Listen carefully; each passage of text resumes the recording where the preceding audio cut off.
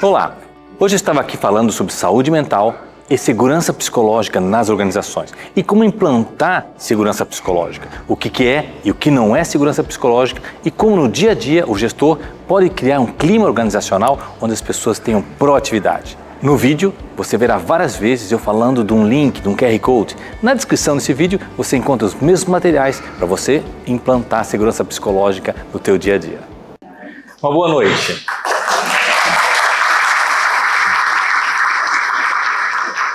Vou confessar um negócio para vocês logo do começo, assim. Eu estava aqui antes de começar a palestra olhando o nome novamente, Saúde Mental no Trabalho e Segurança Psicológica. E eu fiquei pensando em algo que a Julita agora fechou com chave de ouro para mim. Estava pensando, poxa, aqui esse nome ficou um pouco pesado, né? Saúde mental, sempre que a gente pensa em saúde mental, a gente já está pensando na dor, no sofrimento, certo? Faz parte disso. E segurança psicológica também, a ausência de segurança psicológica nas organizações. Mas o que a gente vai trazer aqui, o que eu quero trazer para vocês, e a Julita colocou muito bem as palavras nessa direção, é o que fazer para ter manutenção e promover saúde mental no trabalho. E como desenvolver nas organizações um ambiente de segurança psicológica. É muito mais, claro que vou falar algumas informações da Organização Mundial da Saúde que fazem alusão ao tema, mas eu quero focar aqui com vocês essa noite em algo que seja um campo de soluções. Porque as informações sobre a ausência de saúde mental nas organizações, você bota no Google, você vai encontrar muita informação interessante. Na verdade, se você ficar muito ouvindo isso, você começa a ficar deprimido, né? De fato, porque o mundo não está ficando melhor nessa direção. Só para ter uma ideia, suicídio hoje já é a 4ª causa de morte no mundo.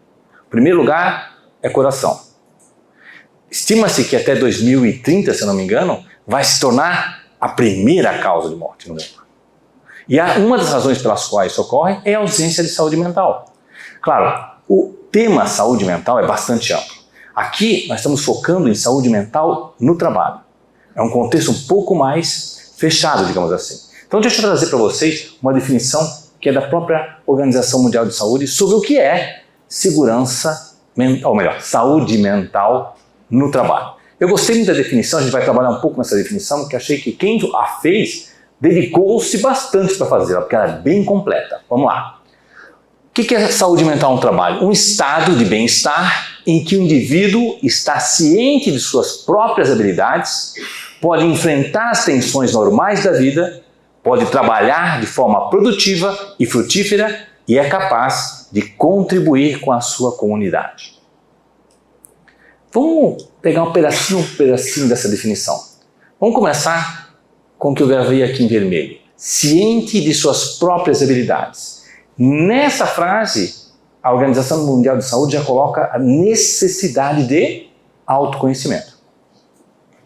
Eu estava recentemente vendo um documentário sobre a comercialização da saúde, um documentário brasileiro muito interessante, inclusive, e os psiquiatras que estavam lá falando, e todos os terapeutas que estavam falando, culminavam nesse ponto. Como há uma ausência de autoconhecimento das pessoas. E por conta da ausência de autoconhecimento, eu fico também à mercê, ou com pouca percepção, de quais são as minhas competências, os meus recursos, o meu jeito de lidar com a vida, as minhas habilidades, o meu jeitão. Até porque parece que o mundo está espelhado numa telinha de celular, que no Instagram e no Facebook, como lá, aquilo é a realidade. E aquilo não fala de você. A bem da verdade, às vezes não fala nem das pessoas que estão lá, certo? E aí eu fico com uma distopia, uma coisa assim fora da realidade a respeito de quem sou eu. Porque o meu mundo está todo acontecendo lá fora e não o mundo interno, como a gente vai ver bastante aqui também. Vamos continuar na definição. Pode enfrentar as tensões normais da vida. Olha que interessante. Então a vida tem tensões normais. Eu brinco com as pessoas e digo, bem-vindo ao planeta Terra.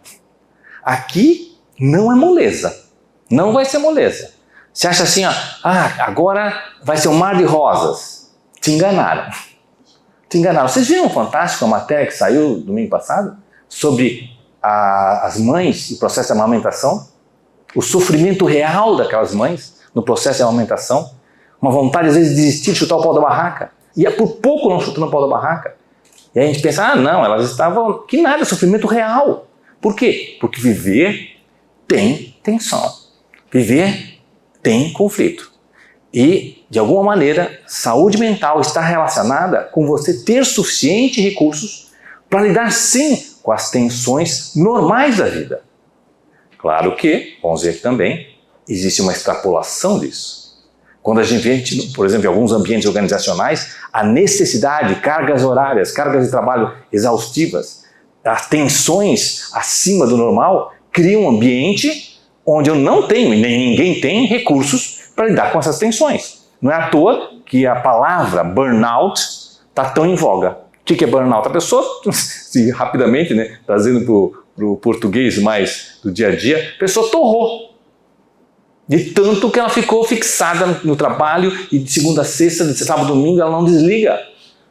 Preocupado, e essas preocupações têm um caráter que nós vamos ver aqui, que é endógeno do indivíduo, por isso o autoconhecimento é necessário, e o outro caráter sim que está no ambiente organizacional.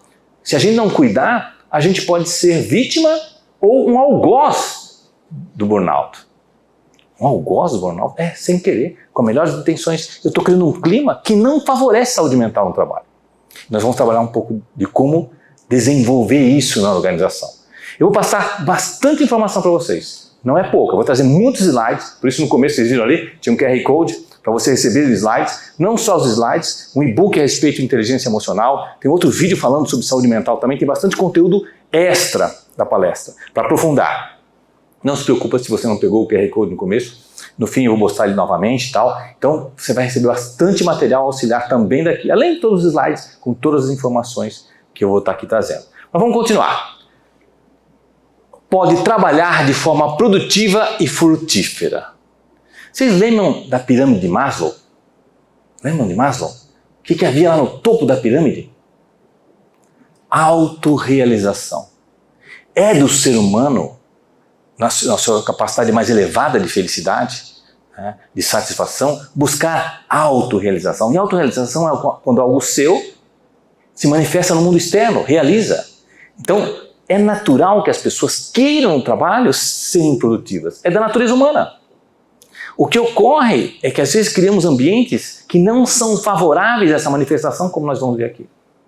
Mas aqui é da natureza humana, queremos ser produtivos. A gente às vezes pensa, eu brinco assim, dizendo, a gente acha que tem gente que vai para o trabalho pensando assim, né? Olha, hoje eu só vou fazer cagada. Né? Tu acha mesmo que alguém vai trabalhar com isso na cabeça? Eu sei que você lembrou de alguém. Mas a pessoa não está com essa intenção. Às vezes o que ela faz é isso. Mas ela não está com essa intenção. Porque se a pessoa está com essa intenção, ela é psicopata. Certo? É uma possibilidade. 1% da população é psicopata, mas né, se você o for, fique tranquilo, eu não vou falar mais do tema. Você aqui, eu lá, está tudo bem. Tá? Mas não, é da natureza humana. Olha que interessante, é da natureza humana querer contribuir. É da natureza humana. E por vezes criamos ambientes que não são saudáveis para que o indivíduo manifeste aquilo que lhe é natural. E por último, é capaz de contribuir para a sua comunidade. Eu tenho um trabalho que eu fiz já há algum tempo sobre felicidade pessoal e profissional, e até vou colocar no grupo nosso, que é nesse QR Code que você vai acessar, os slides desse trabalho. É um trabalho feito com um psicólogo americano chamado Seligman. Eu até acredito que eu dei essa palestra aqui em Cristina também já, sobre felicidade pessoal e profissional. E foi, né? O Seligman, ele fala basicamente de 3 tipos de felicidade. Uma felicidade que está relacionada ao consumo, que é a que a gente normalmente acha que é a felicidade, né? Comprar um carro novo, viajar, e não tem nada mal com isso. Tá? É um tipo de felicidade, tem suas características, eu não vou entrar aqui muito no tema. Um tipo de felicidade que vem de realização, que é do trabalho, ou na educação com os filhos, de eu fazer coisas e ver as coisas acontecendo. E o terceiro tipo de felicidade é quando eu uso os meus recursos natos, meus potenciais, como já diz a definição, minhas próprias habilidades, para ajudar os outros. Essas duas últimas, quando eu uso minhas habilidades, meus recursos natos para realizar e para ajudar outros, são, segundo os estudos do Seligman, os ambientes que mais têm felicidade de médio e longo prazo, se mantêm com a gente. Porque o consumo, é legal comprar um carro novo, mas depois do mês, é só um carro. E a parcela fica, né? Mas, ou seja, não há nada mal com isso, não há nada mal com viajar. Aí ele termina dizendo isso, use isso como uma cereja do bolo, mas procure uma felicidade mais estável. E ela se dá onde? Em você realizar coisas, é da natureza humana, e quando você é capaz de contribuir com os teus recursos natos, os teus potenciais, com os outros. Se você, por exemplo, né, vamos trazer exemplos, é uma pessoa que é naturalmente organizada. Conhece pessoas assim? Que são organizadas, acordam já com a mão esquerda arrumando, né, o lençol, certo? Então, assim, no escuro eles se encontram, sabe? A pessoa não precisa de agenda, ele tem uma agenda própria. Tá? Então, essa pessoa tem essa qualidade natural, esse é um atributo mesmo da consciência, e para ela vai ser fácil ajudar pessoas que têm dificuldade com organização, certo? Tem um amigo meu mesmo que ele diz assim, Márcio, para mim é Deus no céu e o Excel na terra. Eu nem uso o Word, eu escrevo também no Excel. Vou trocar de carro, planilha. Vou viajar, planilha. Esse cara tem natural habilidade com planilha, com organização, desse tipo de organização. Quando ele usa isso, ajuda as pessoas a também se organizarem, há um nível de autorrealização. Eu me sinto contribuindo com as pessoas. Isso também se traduz em saúde mental. Então, eu gostei muito dessa definição da Organização Mundial de Saúde e ela contempla várias áreas que são necessárias para que a gente esteja com nossa saúde mental. Até aí tudo bem? Outra informação. A Organização Mundial da Saúde estima que transtornos mentais, como ansiedade e depressão, que são os mais comuns, hoje afetam em torno de 264 milhões de pessoas no mundo. E tem um impacto estimado à economia global de cerca de 1 trilhão por ano em perda de produtividade. Quando a minha esposa Fabrícia mostrou esse dado, a primeira coisa que eu fiz foi duvidar. Falei, não pode, cara. Primeiro que 1 trilhão nem é um número que a gente consegue entender, certo? Mas eu fui ver a pesquisa e era exatamente isso. 1 trilhão de... Não que houve um prejuízo real, houve ausência de ganho. Poderia-se ter mais de 1 trilhão de produtividade e perdeu-se produtividade, certo? Nessa direção, estima-se ainda que para cada $1 investido em tratamentos para os transtornos mais comuns, há um retorno de em torno de $4 em melhora de saúde e de produtividade. Não é à toa que os olhos e os investimentos nas organizações para promover saúde mental no trabalho tendem nessa direção. Não porque as empresas são boazinhas, é porque isso também gera mais produtividade. Claro, eu quero pessoas na equipe que tenham saúde mental, porque senão nós vamos estar, como disse a Julita, em afastamento, ou ainda um zumbi dentro da empresa. Está cheio de gente aí que a gente acha que está vivo, não, ele está morto-vivo. Né? Na segunda-feira já falamos de sexta. Pô, cara, segunda-feira já falamos de sexta. Tá, sabe, se tivesse aquele clique, né? Passar a semana, opa, sexta-feira, ô, beleza, voa a semana. Os investimentos nessas áreas, eles se dividem em 2 fatores. Tá? E aqui nós vamos aprofundar o tema. O primeiro fator são fatores endógenos. O que são fatores endógenos? É do indivíduo. É da sua criação, a sua habilidade de lidar com as suas próprias emoções. A habilidade de lidar com as tensões no dia a dia. São fatores do indivíduo, não são fatores da organização. Certo? Tem pessoas que você vai dar um feedback e a pessoa já chora. Aí você fala, e aí agora, o que eu faço com isso? Era só um feedback. Né? Se eu for falar mesmo avaliação de desempenho, o que eu vou fazer? Aí o gestor fica numa situação, meu Deus, o que eu faço com essa pessoa? Eu não sei lidar com ela. E muitas vezes não tem como esse gestor saber como lidar com ela, porque são fatores endógenos, é do indivíduo, ele precisa se trabalhar. E a principal ferramenta que hoje as organizações é a inteligência emocional. A segunda área de investimento são o que a gente chama de fatores exógenos. Aí sim, pressão, tensão do trabalho. Você não aguenta muito tempo com isso, certo? Você vai para burnout. Então, tem fatores que são do indivíduo, e aqui eu citei a inteligência emocional como uma ferramenta possível de ampliar a saúde mental dos indivíduos para que eles lidem com as tensões normais do dia a dia. E em relação aos elementos exógenos, o que eu vou apresentar para vocês aqui é uma caixa de ferramentas para a gente colocar em prática algo que promove no ambiente organizacional a segurança psicológica. Para que o indivíduo possa falar sobre o que ele pensa sobre a empresa, para que ele possa se comunicar sobre o que ele vê de certo e errado nas atividades diárias, para que ele possa contribuir, se sentindo contribuindo e, consequentemente, tendo mais saúde mental. Até aí tudo bem? Beleza? Então nós vamos contemplar esses 2 fatores. Eu vou dar uma pitadinha de inteligência emocional, não é o tema de hoje. No finalzinho, se der tempo, eu falo um pouco mais. Mas naquele QR Code, eu vou mandar para vocês todo um material sobre inteligência emocional, como desenvolver inteligência emocional nas organizações, necessário para que eu fortaleça o quê? O indivíduo. O indivíduo. Mas eu tenho que também trabalhar os elementos exógenos, de fora. A política da empresa, a política de metas, de tensão, para que isso sirva, obviamente, os objetivos organizacionais, mas que também contemple as necessidades individuais. E isso é uma negociação, não é algo simples. Porque eu penso de uma maneira, meu colega do meu lado pensa de outra forma. Por quê? Porque os fatores endógenos meus são diferentes do outro. Quer ver a área comercial? Por exemplo, vocês já viram pessoas que não são da área comercial e quando você fala assim, puxa, eu acho que você tem um jeitão para a área comercial. E ela te responde, eu não, imagina, tá louco. Só em pensar essa coisa de vendas e tal, dá um frio na barriga. Essa tensão da negociação, eu não gosto. Aí você encontra outra pessoa que trabalha na área comercial e diz, cara, essa tensão da área comercial, o dia a dia, dá um negócio da barriga, é assim que eu gosto. A mesma coisa, o mesmo sintoma, um gosta, outro desgosta. Estão entendendo onde eu quero chegar? Então tem elementos que são do indivíduo. São do indivíduo, não tem a ver com a política da empresa. Mas tem outros elementos que sim, são exógenos, que isso fazem parte sim da política das empresas. E é muito importante porque as empresas estão atentas a isso. Por quê? Porque não estar atento a isso gera prejuízo, simples assim. Não estar atento a isso gera afastamento, gera desengajamento, gera zumbis no ambiente organizacional. E o pior, como a gente vai ver aqui, no ambiente da segurança psicológica, gera pessoas que estão vendo o problema e não falam. Todos vocês já viram situações dessas.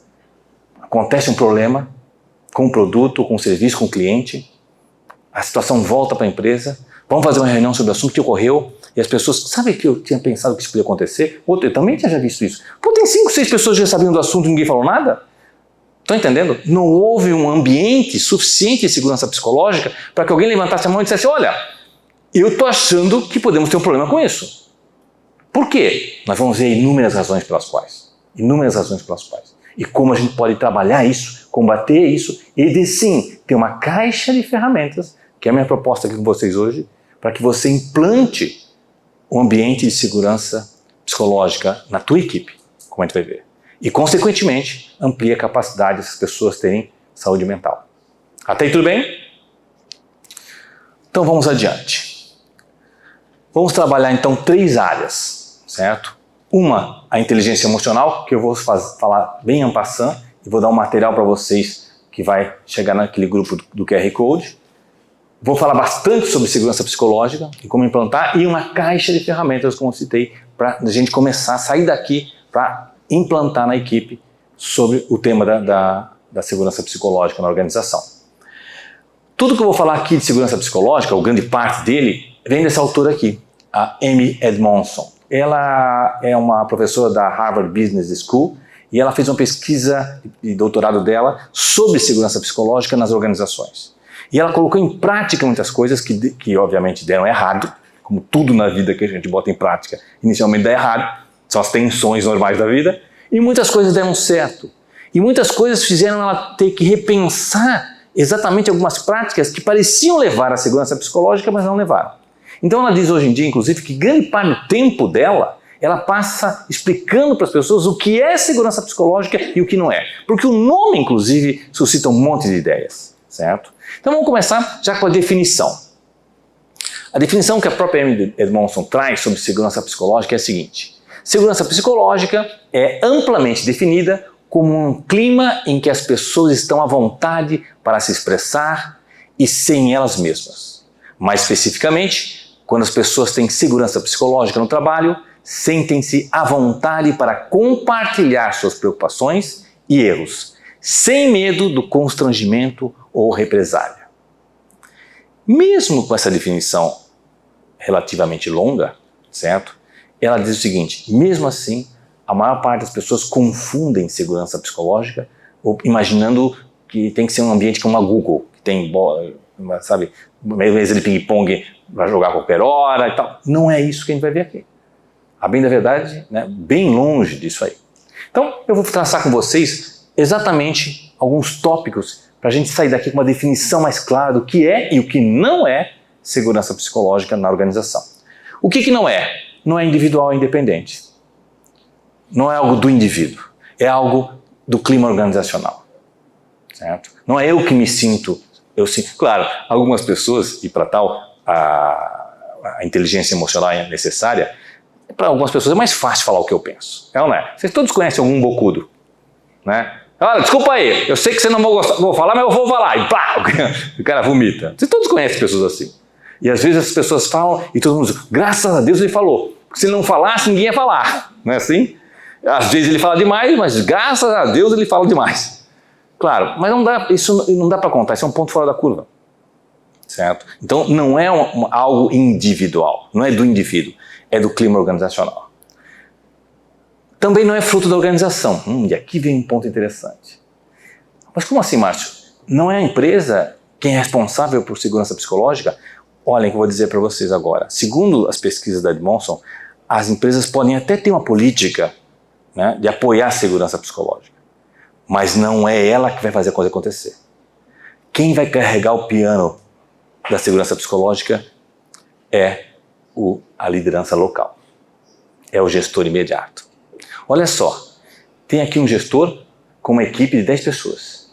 E esse gestor e essa equipe de 10 pessoas fazem uma atividade em que essas pessoas sentem segurança psicológica. Ele promove segurança psicológica na equipe. Do lado dele tem uma outra equipe, com outras 10 pessoas, com outro gestor, que fazem exatamente a mesma coisa que aquele. A mesma atividade. E essas pessoas, nessa equipe, não sentem segurança psicológica. Mesmo que a empresa tenha como política interna a promoção da segurança psicológica. Tem relação imediata com o gestor. Por isso, todo o trabalho hoje que se envolve no desenvolvimento da segurança psicológica é com os gestores. Isso, às vezes, se torna pesado o tema da gestão. Né? Pô, de novo, olha, os olhos são para o gestor, tudo é o gestor, sempre é o gestor. Né? O culpado de tudo é o gestor. Calma. Na verdade, como a gente vai ver aqui, ele é mais simples, operacionalizar isso é mais simples do que imaginávamos. Mas exige uma ponta de atenção, que é o que eu quero passar aqui para vocês também. Continuando. Não tem a ver com ser gentil com os outros. Às vezes existe uma cultura de que, olha, nós não podemos nas reuniões nos exaltarmos, ninguém pode falar muito alto, a gente tem que se comunicar de forma racional, de forma civilizada. Você está bebendo o quê? Está dando o quê para os outros beberem? Não tem como isso acontecer. Você botou gente junto, vai ter arranca-rabo, ou não? Ah, não, mas as pessoas aqui, elas têm que... Cara, esquece. Não tem a ver com ser gentil. Se você exigir que as pessoas todas falem ou façam de uma forma específica... Cara, isso não é segurança psicológica. A pessoa vai estar toda hora se controlando. Ela não pode ser ela mesma. Porque alguns de nós são mais enérgicos na fala, ou não? E alguns de nós somos mais contidos na fala. E aí? Vai ter que contemplar os dois. Entende? Vai ter que contemplar os dois. E às vezes o que a gente mais precisa não é de gentileza. É que alguém fale na nossa cara o que está acontecendo, ou não. Eu tenho uma frase que eu gosto muito que é assim, ó, amigo meu fala para mim, inimigo meu fala para os outros. Então quanto antes falar para mim, melhor. Claro, exige de mim, e a gente vai falar um pouquinho disso também, ouvidos abertos para perceber que esse cara quer me ajudar. Só que às vezes ele vem me ajudar de um jeito meio torto. Mas diz o ditado, cavalo dado, não se olha os dentes. É assim.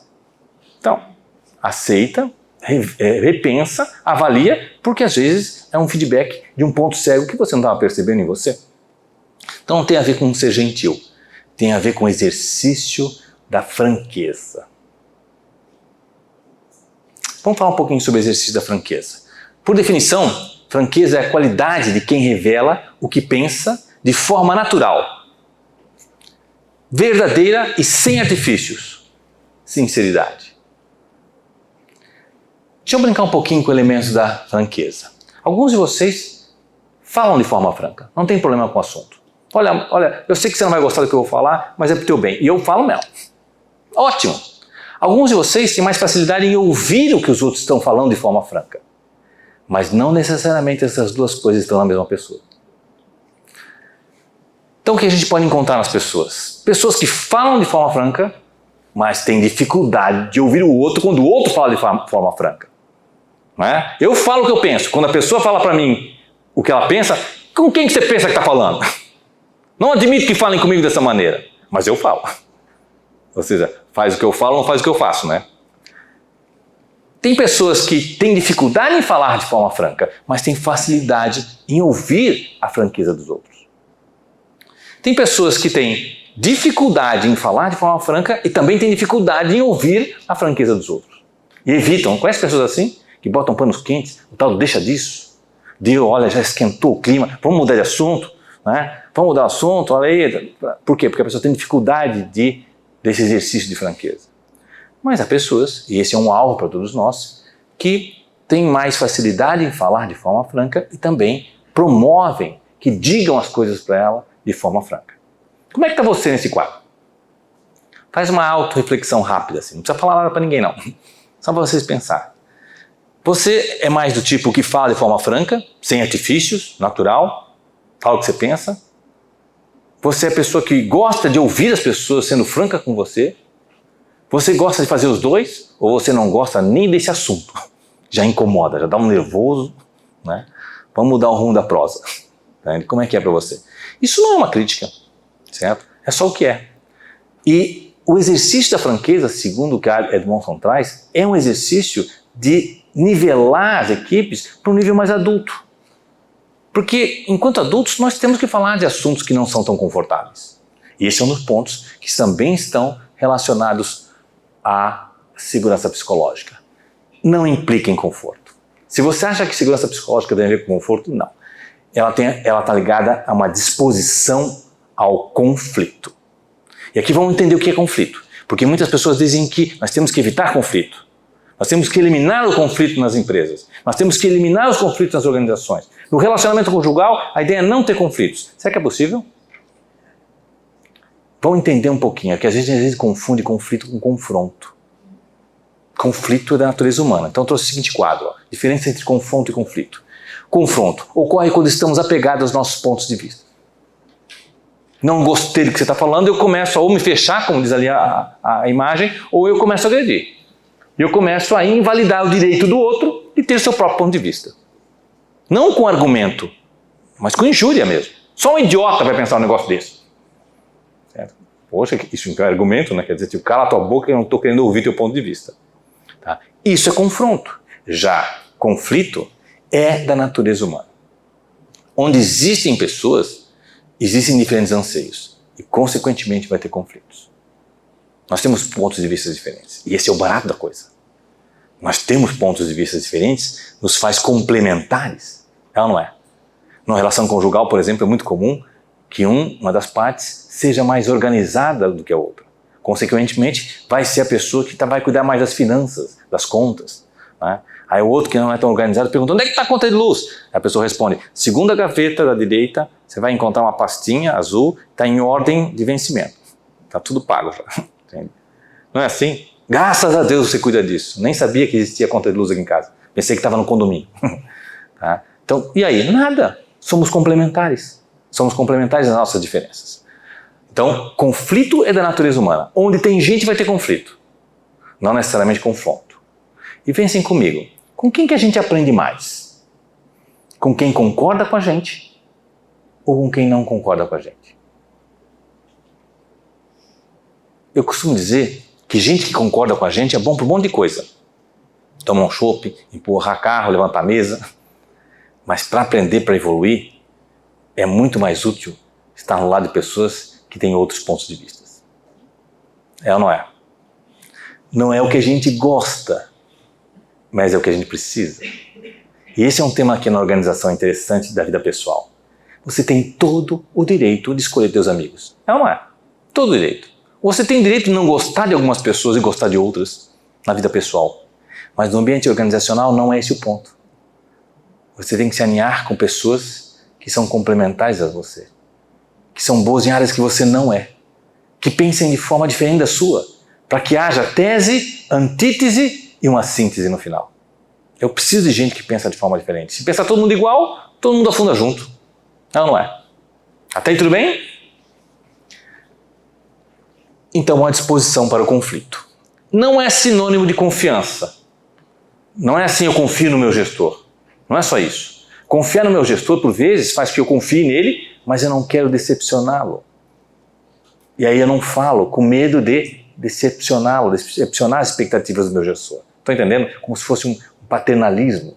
Não quero, imagina, o pior para mim é meu chefe me olhar e dizer, puxa, eu não esperava isso de você, então eu nem vou me colocar em situações que isso possa ocorrer. Mas eu tenho uma relação de confiança com essa pessoa. Mas eu não quero decepcioná-la. Pois a gente projeta papai e mamãe no nosso gestor, ou não. E a gente quer, às vezes, aprovação alheia. Então não tem a ver com confiança. Tem a ver e é experimentada no grupo. É uma sensação de grupo, que nesse grupo eu sinto que eu posso me expressar, eu posso falar sem que haja uma represália. Não tem a ver com futuro, construções futuras. Ela é experimentada no presente. E eu vou voltar a esse tema depois. As consequências interpessoais da segurança psicológica, de eu falar o que eu penso, é imediato. Não falar, né, eu até tenho um retorno de longo prazo, mas falou é imediato. Não tem a ver com ficar à vontade. Tem a ver com proatividade, com não deixar as coisas como estão. Se eu percebi algo, eu quero comentar, eu quero colocar meu ponto de vista. Não tem a ver com a incapacidade de me responsabilizar, o sentimento de dono. Ah, não é problema meu. Tem a ver com assumir riscos e assumir erros. Não tem a ver com aumentar níveis de desempenho. Embora eu tenha dito assim, não investir em saúde mental no trabalho, não investir em segurança psicológica, gera menos desempenho. E a Edmondson fala, ela proporciona mais desempenho. Mas não necessariamente é ela quem gera. Não se faz isso para gerar. Mas, consequentemente, ela gera. Por quê? Esse é o quadro que a Edmondson traz. Ela traz um quadro onde mostra ambientes com alta segurança psicológica e ambientes com baixa segurança psicológica. E nesses ambientes com baixo padrão de desempenho, baixas exigências de desempenho, e ambientes com altos padrões de desempenho. E olha o que ela coloca. Em lugares, em ambientes onde há uma alta segurança psicológica e baixo padrão de desempenho, ela chama isso de zona de conforto. As pessoas sentem segurança psicológica para se manifestarem, mas não há muita demanda sobre elas. É a famosa zona de conforto. Em ambientes onde há alta segurança psicológica e também altos padrões de desempenho, esse é um ambiente de aprendizado e zona de alto desempenho e inovação, que exige do indivíduo um mindset de crescimento. Já ambientes com baixa segurança psicológica e baixo padrão de desempenho é uma zona de apatia. O cara tá batendo cartão. Na quarta-feira pensando no sábado já. E daqui a pouco eu estou me aposentando também, né? Então, vamos lá. Deixa a vida me levar. E já um lugar com baixa segurança psicológica e altos padrões de desempenho é exatamente a zona de ansiedade. E é esse ambiente que na organização nós produzimos, com a melhor das boas intenções, o burnout. Produzimos baixa da saúde mental. Produzimos pessoas que têm crise de ansiedade, pânico, depressão. Por quê? Porque existe altos padrões de desempenho, e notem, nesse quadro que a Edmondson traz, não há nada mal com altos padrões de desempenho. Esse não é o ponto. Qual o problema? A baixa segurança psicológica. Então eu sou exigido para ser criativo, mas ao mesmo tempo tenho uma faca no pescoço. E eu tenho medo de errar, e medo de me posicionar, e medo que eu faça de errado. Estão entendendo? E aí não tem como. Obviamente eu vou errar. Errar é parte do processo. E se eu não tenho suficiente segurança psicológica para inovar, para tentar, para ser criativo, e tenho altos padrões de desempenho, como é que eu vou dar conta disso mesmo? Até aí tudo bem? Então, ela proporciona mais desempenho, mas não necessariamente o foco é esse. E por último, a segurança psicológica não é o combustível que alimenta o carro. Não é isso que vai turbinar a empresa, mas ela tira o freio. Eu costumo dizer que ela é o óleo da engrenagem. Ela não é a engrenagem, mas é o óleo da engrenagem. Vejam, o que vale mesmo é a engrenagem, não é? A estrutura toda, mas sem óleo, tudo aquilo trava. E segurança psicológica é o óleo da engrenagem. Faz aquilo fluir, faz eu ter o melhor daquela estrutura. Tá? Então, com isso, eu travei com vocês o que é e o que não é. E aqui, antes de ir adiante, eu trouxe aqui esse aviso em letras garrafais, que é sobre um tema que a Edmondson coloca também logo no começo do trabalho dela, aos que têm interesse em trazer para a empresa, para a sua equipe, que a gente já viu que é um tema do gestor, né? Eu trazer para a minha equipe um ambiente saudável de segurança psicológica. Qual é o aviso? Você vai ter que lidar com uma força, uma epidemia do silêncio. Ficar em silêncio, como eu vou mostrar para vocês agora, é sentido pelas pessoas como o melhor caminho. A gente vai ter que lutar contra isso. Esse vai ser a principal luta do gestor quando ele quer implantar um ambiente de segurança psicológica. Lutar contra a epidemia do silêncio. Vamos aprofundar um pouco esse assunto. Quando as pesquisas demonstram pressionaram as pessoas a respeito de situações em que elas não se posicionaram e podiam ter se posicionado para não gerar um prejuízo, para não gerar um problema, né? Houve uma situação, o cliente recebeu um produto ou um serviço que foi defeituoso. Esse defeito já estava na cabeça de umas 5, 6 pessoas, ninguém falou na reunião. Até que a bomba estourou e alguém disse, sabe o que é? Eu até percebi que isso podia acontecer. Cara, você percebeu que isso podia ter acontecido e não falou nada? Questionados a respeito disso, quais foram as comuns respostas? Eles não queriam ser mal vistos. Eu não quero ser o chato. Não querem envergonhar ou aborrecer alguém. Poxa, eu vou falar do trabalho da minha colega na reunião. Também não adianta. Nós já fizemos isso ano passado. Ó. Aí todo mundo fica mal com a situação, ninguém resolve nada. Não adianta. Essas foram as principais respostas das pessoas em situação que foram questionadas a respeito de por que não falaram nada numa situação que falando teriam resolvido um problema, teriam evitado um problema. Ela juntou as respostas em dois tipos de medo. O primeiro medo é o medo que as pessoas têm de serem vistos ou rotulados negativamente. Gente, a gente carrega esse medo desde a escola. É ou não é? O professor vai perguntar uma coisa, eu olhar para os lados, ninguém vai levantar a mão, aí um levanta a mão, aí eu levanto também. E outra, se eu respondo 3, 4 perguntas, meus amiguinhos do colégio, quer ser o CDF aí, ó. E aí eu comecei a me comportar de uma maneira em que meus coleguinhas do colégio não me viam negativamente, não me rotulavam negativamente. Claro que tem algumas pessoas que saíam desse circuito, que apesar de tudo isso se manifestavam. Mas vocês sabem que é a minoria e também foram rotulados, ou não? Criança pode ser extremamente cruel nessa relação. Realmente cruel. E esse medo já vem do colégio. Vem de quando fomos comparados com nossos irmãos. É ou não é? Está dentro da gente isso. Por isso que ela chama de epidemia do silêncio. E o segundo medo, o medo de prejudicar relacionamentos no trabalho. Eu estava até dizendo isso no trabalho que estamos fazendo numa multinacional. Eu estava dizendo, num ambiente como uma multinacional, ter teus pares, ter amizade com os pares, ter vínculo com os teus pares, às vezes é mais importante do que você ser eficiente. Porque se você é muito eficiente e atrapalha teus pares, bobear, eles fazem o teu caixão. Mas se você tem uma média eficiência e tem uma habilidade de manter o vínculo com os teus pares, quando as promoções aparecem, quando as oportunidades aparecem, você é lembrado. Então a necessidade de ter bons relacionamentos, de cultivar os relacionamentos com os meus pares, chega a ser tão ou mais importante do que a própria eficiência individual. Tem gente, inclusive, que não aguenta isso e quer ser profissional liberal, porque eu fico só focado na minha eficiência individual. Então, esse medo está dentro da gente. Faz sentido? Desde o colégio. O medo de ser visto ou rotulado negativamente, o medo de prejudicar relacionamentos de trabalho. E, com isso, botar em risco a minha própria carreira profissional. Com isso, botar em risco, inclusive, o meu trabalho, ser demitido. Ou, o que é pior, ser colocado de escanteio dentro da organização. Todo mundo tem oportunidade e quando chega a minha vez, as oportunidades se fecham. Sabe? Estão me dando uma geladeira.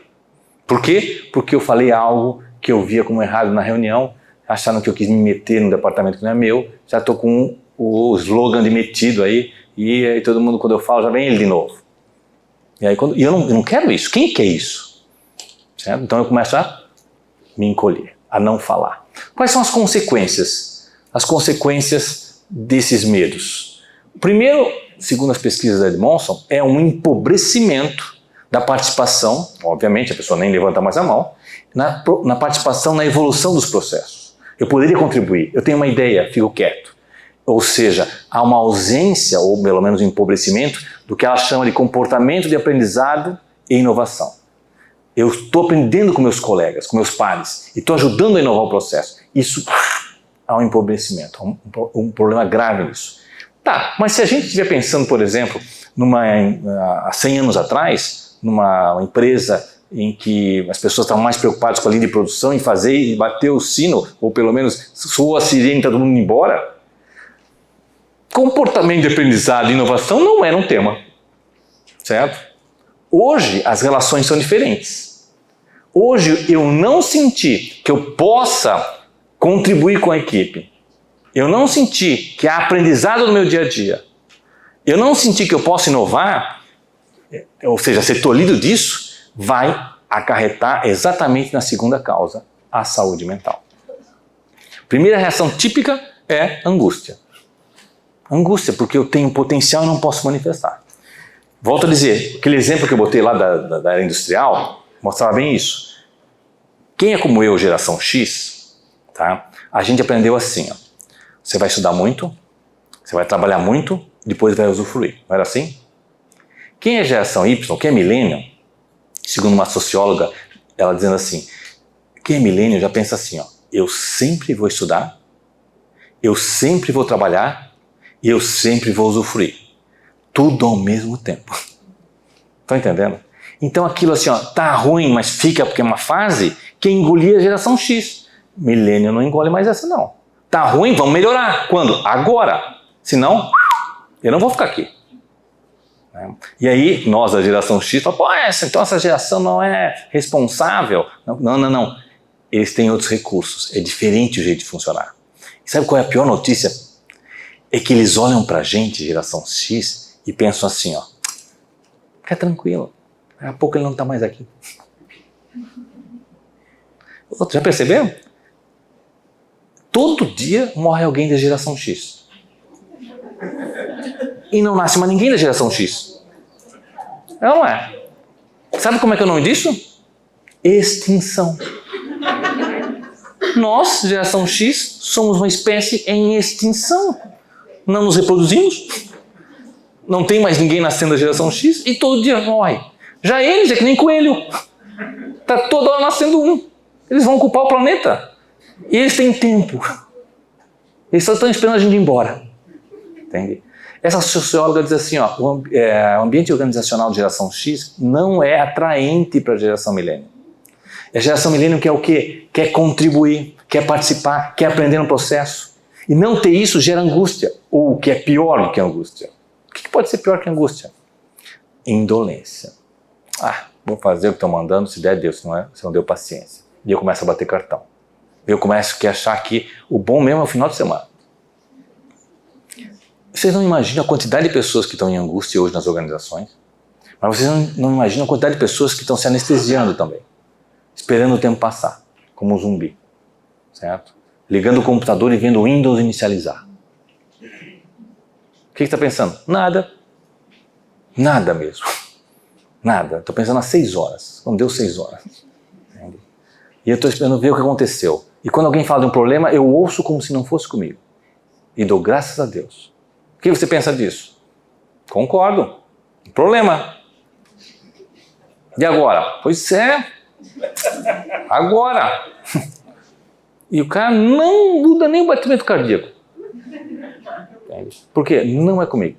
Não tenho plaquinha de patrimônio? O problema é deles. O que essa pessoa fez?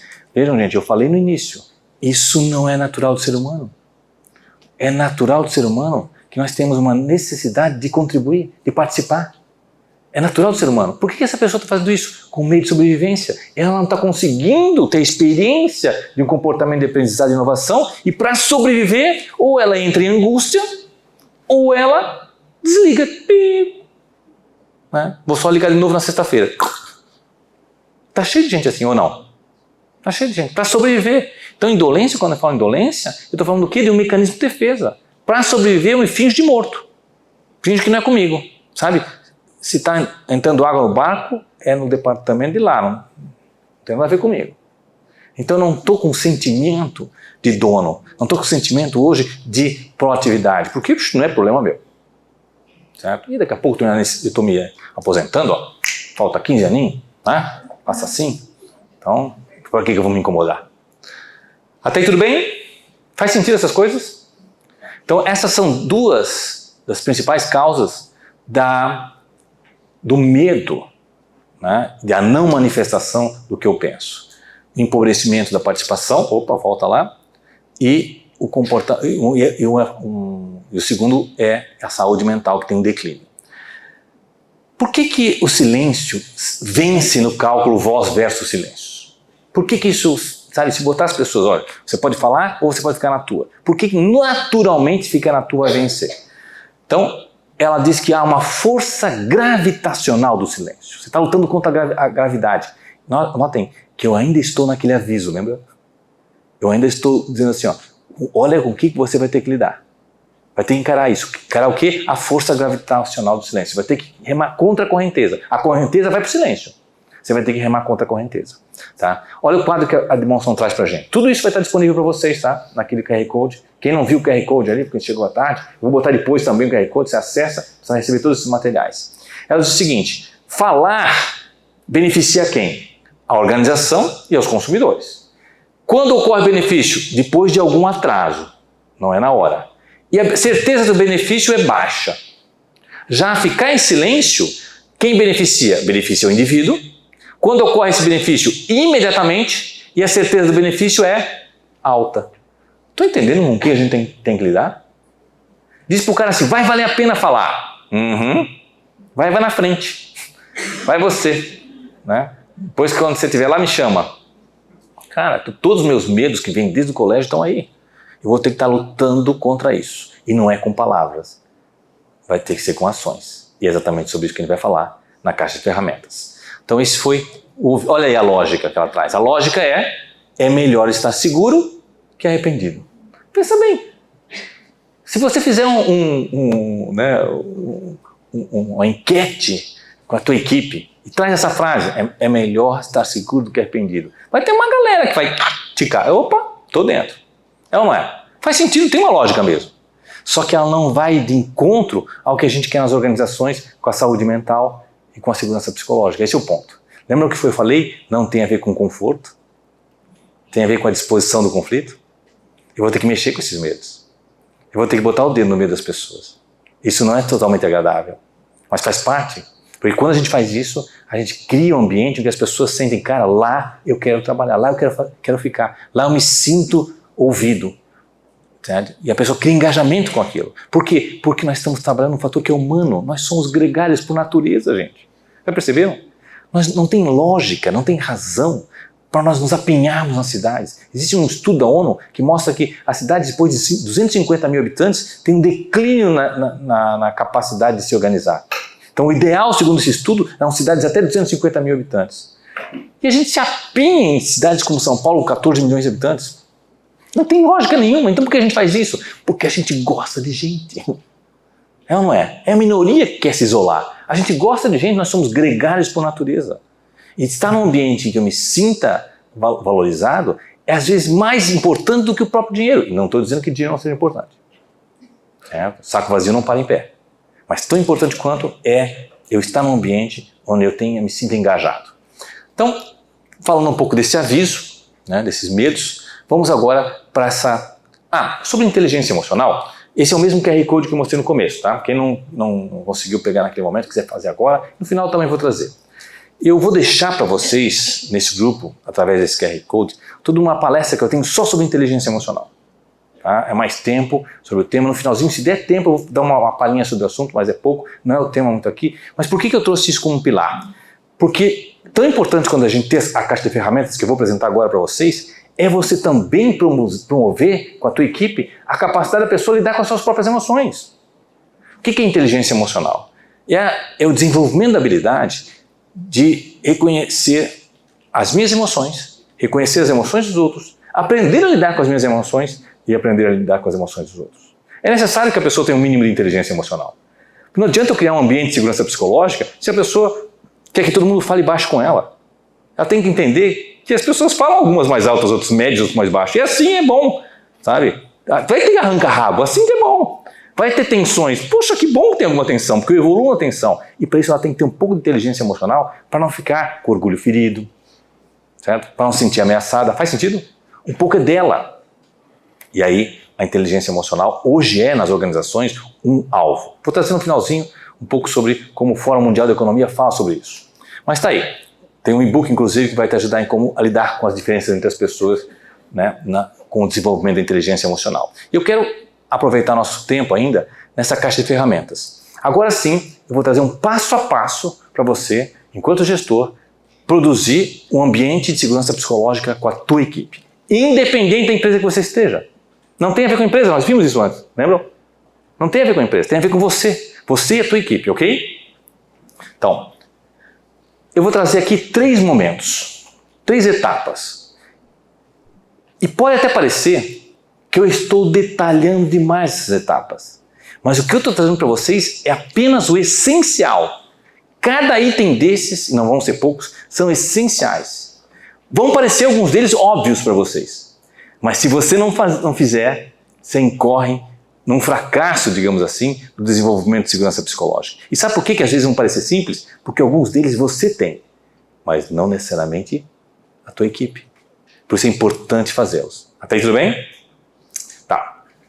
Vamos começar com preparar o terreno, que é o primeiro passo. O que é preparar o terreno? Qual é o objetivo de preparar o terreno?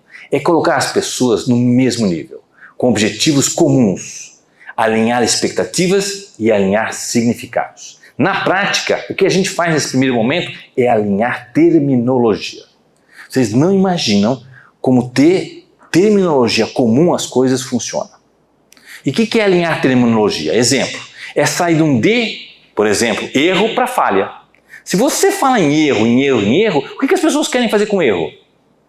Evitar. É ou não é? Só que tem como a gente chegar lá sem errar? Estão entendendo que contradição? Eu tenho que usar uma terminologia que faça com que as pessoas entendam que errar é humano e faz parte do aprendizado. Não tem como chegar lá direto, sem ter alguns erros. Vou dar um exemplo, né, do que aconteceu com a gente o ano passado. Nós estamos investindo nas fases da nosso processo de venda e detalhamos o processo de venda em algumas fases e percebemos que valia a pena, no ano passado, investirmos numa função que nós não tínhamos na empresa ainda, que era o SDR. O SDR é aquele indivíduo que faz comunicado, se comunica com outras empresas, sabe, levanta as dores das empresas e promove a possibilidade de uma pessoa da área comercial, um pouco mais experiente, entrar em contato com essa empresa e fazer a apresentação de uma proposta de trabalho. O nome dessa função é SDR. É uma das funções que mais cresce no mundo, certo? Em vez de o vendedor estar fazendo esse processo, o SDR vai na frente, garimpa e traz quem está mais pronto para receber. E faz com que um vendedor que tenha grandes habilidades tenha um maior volume de fechamentos. Por quê? Porque ele já vai para clientes que já estão mais quentes, já esquentaram, a gente chama de esquentar o lead. Essa terminologia moderna, né? Esquentar o lead. Ok, trabalhamos um ano inteiro com isso. Tratamos uma pessoa, vimos que não dava certo. Foi erro ou falha? Nós estamos aprendendo. Contratamos uma empresa de consultoria que faz SDR. O SDR era contratado por ela, eles tinham um software que ajudava a indicar as empresas, a mandar e-mails para elas. A pessoa era treinada por ela, tinha uma gerente especializada em SDR que cuidava. Nós pensamos, né, o melhor dos mundos. Nós nem conhecemos muito o assunto, estamos aprendendo agora, vamos contratar alguém que já faz isso com várias outras empresas, tem um gerente especializado para coordenar essa pessoa e ainda é contratado por essa pessoa. A terceirização do SDR. Eu soltei fogos. 6 meses depois, o que nós tivemos foi um prejuízo de em torno de 60 mil reais. Entende? Ou seja, foi um erro ou uma falha? Por que eu estou trazendo essa temática? Porque se você encarar como um erro, você vai querer se afastar do assunto. Não é? Se você pensar nisso como uma falha, eu quero procurar onde eu posso melhorar. Foi só uma falha do processo. Vamos consertar. Não é assim? Está falhado? Vamos consertar. Então muda o mindset. Então terminologia, gente, é importantíssimo. Vou dar outro exemplo da importância da terminologia. Há 15 anos atrás, eu estava na minha empreitada de falar de quão importantes as emoções são para o processo de discernimento e para sustentar comportamentos estáveis. Hoje, na verdade 7 anos atrás, o próprio Antônio Damasio comprovou que são as emoções responsáveis por comportamentos estáveis. Tá? Mas eu estava nessa empreitada. E aí eu falava para as pessoas, fazia uma descrição de algumas emoções e falava, olha, essa emoção, por exemplo, raiva. Raiva é uma emoção que na dose certa ela é muito útil, mas na dose excessiva ela pode atrapalhar. Inveja, por exemplo. Aí pegou pesado, Márcio. Como é que inveja pode ser positivo na dose certa? Mas inveja na dose certa pode trazer para o indivíduo uma capacidade de olhar para si, e estar mais introspectivo, e perceber o que falta na sua vida. Isso pode ser útil em algum momento. E eu que ouvi das pessoas. Não tem nada de bom na raiva, Márcio. Não tem nada de bom na inveja.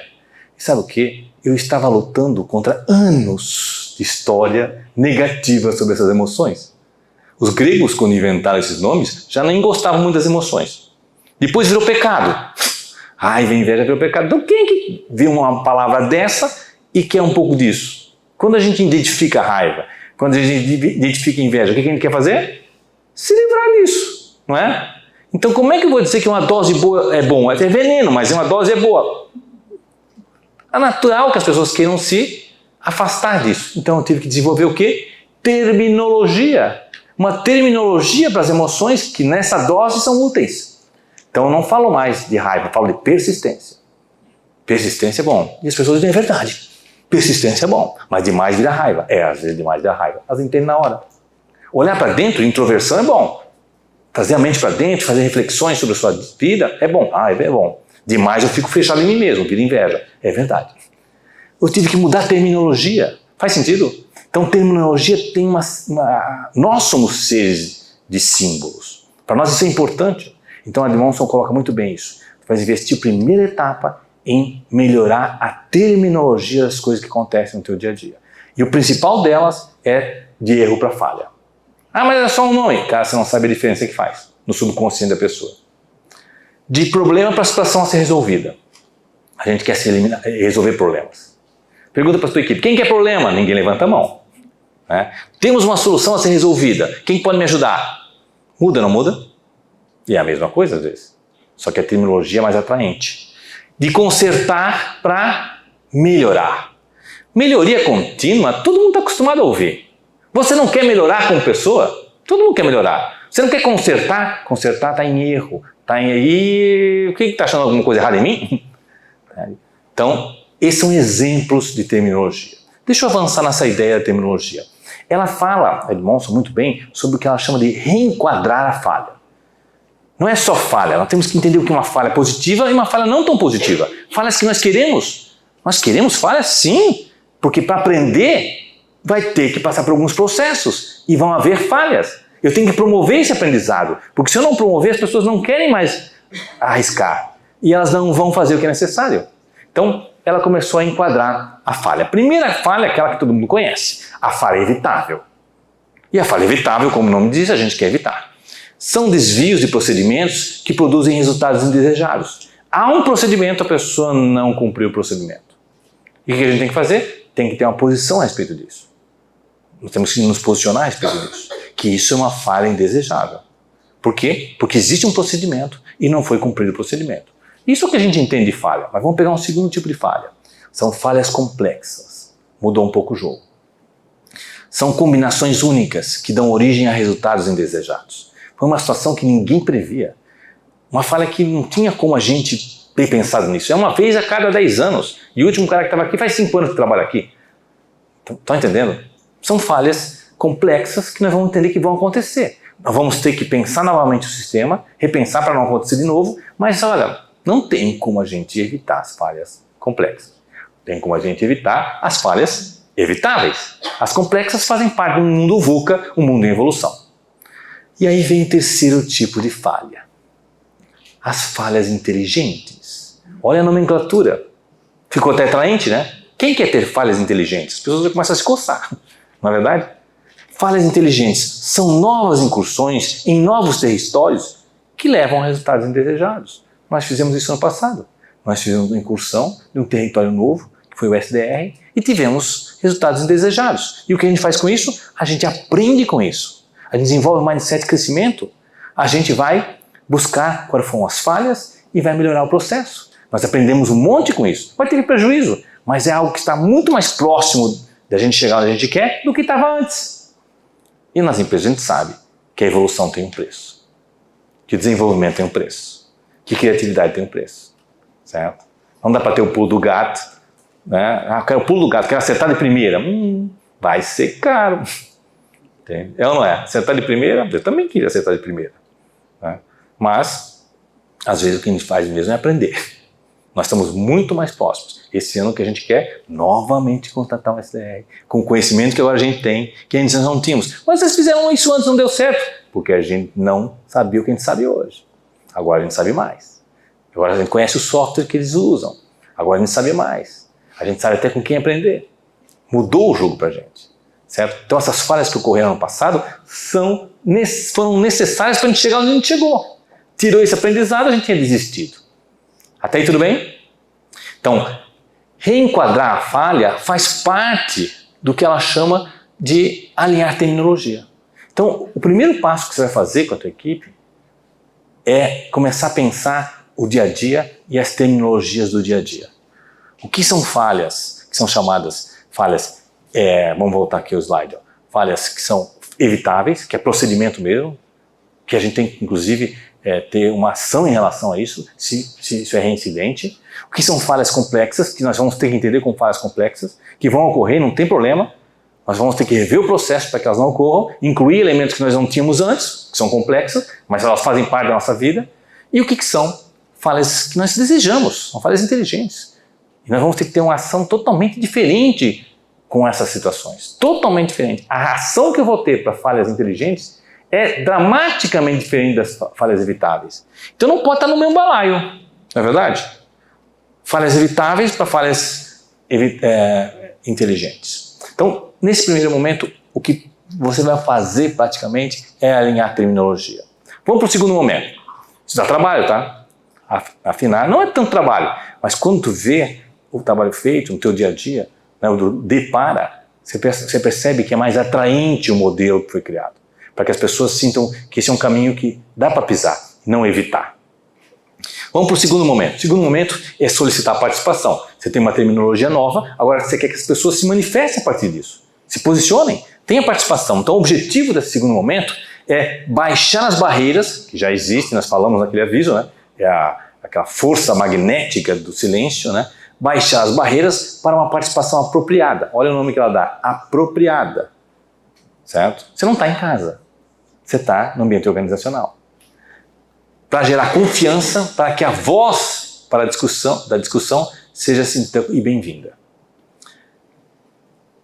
Você vai ter que, nesse momento, lutar contra a força do silêncio. Esse é o momento que a gente vai perceber de fato que você está remando contra a correnteza. É quase assim, remando contra a correnteza ou andando na escada rolante do contrário. Você sabe o que acontece, né? Se você anda, você fica parado. Se você para, você desce. Como é que você faz para subir? Tem que ter um gasto de energia extra. Então, se eu ando como andando numa escada, na escada rolante ao contrário, eu paro, estou parado, estou andando, estou parado. Se eu paro, eu desço. Para subir é um gasto de energia extra. E ela dá esse aviso para que vocês não se iludam. Desenvolver um ambiente de segurança psicológica é remar um pouco contra a correnteza. É andar na escada rolante ao contrário. Mas não é algo impossível, bem pelo contrário. E os resultados são muito positivos. E é uma necessidade. Todo mundo sai ganhando. Todo mundo sai ganhando. Então vale a pena, mas não é de grátis. Não é lanche grátis. Não é uma coisa assim, eu queria, aconteceu. Não. Então o objetivo é baixar essas barreiras, gerar confiança. Então, uma das sugestões que a Edmondson faz para que você consiga ter sucesso nesse segundo momento é o que ela chama de desenvolver uma humildade situacional. O que é humildade? A definição de humildade é a seguinte: é o simples reconhecimento de que você não tem todas as respostas. Pensa, a maior parte dos gestores sente que tinha que ter as respostas. Eu tenho que saber mais do que minha equipe. E faz com que você tenha uma arrogância situacional e não uma humildade situacional. Então o que ela sugere? Que você reconheça as suas vulnerabilidades, que você fale delas. Você fala que não sabe de algo. Na tua equipe, perceba que essa pessoa sabe de algo, ouça-o. E esse é um exercício do ouvido, com interesse, porque você não sabe sobre o assunto.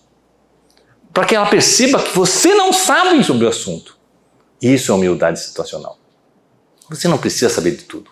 Essa ideia de que eu tenho que saber de tudo, que eu tenho que estar na ponta, cara, é impossível sustentar isso. É impossível sustentar isso. E uma das maneiras de você desenvolver essa humildade situacional é compartilhar suas vulnerabilidades, áreas, temas ou atividades que não são a sua praia, que não é a tua praia. Se é com alguém do financeiro, como é que é isso? Puxa, que interessante, que bom que você entende sobre o assunto. Se é da produção, puxa, que legal que você sabe, olha que legal que você está falando. Cara, eu nunca pensei que poderia ser assim. Aí a pessoa, você nunca pensou que poderia ser assim? Cara, não é minha praia essa.